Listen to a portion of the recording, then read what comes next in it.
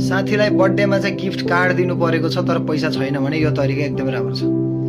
एक स्टेप काट्यो, अब 2 स्टेप काट्नु पर्यो, अब 3 स्टेप काट्नु पर्यो। दुईटै साइड काट्ने होइन, फेरि एक साइड हो है। अब यहाँ भित्र एउटा केक रेडी भयो।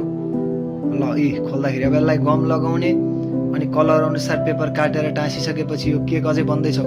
टल्किने चिजहरू मोमबत्ती राखिसकेपछि अब यो हेर्नुहोस् है कस्तो हुन्छ।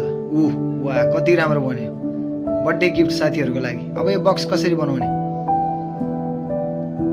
देखाइए अनुसार तपाईँले काटेर अनि यसलाई फोल्ड गर्दै जोड्दै गम लगाएको ठाउँमा टाँस्दै बर्थडे गिफ्टको लागि एउटा बक्स तपाईँले रेडी गर्न सक्नुहुन्छ। यो चाहिँ बिर्को माथिपट्टिको। ल है बिर्को पनि रेडी भयो। अब गिफ्ट हाल्ने त्यहाँभित्र दिने त्यसपछि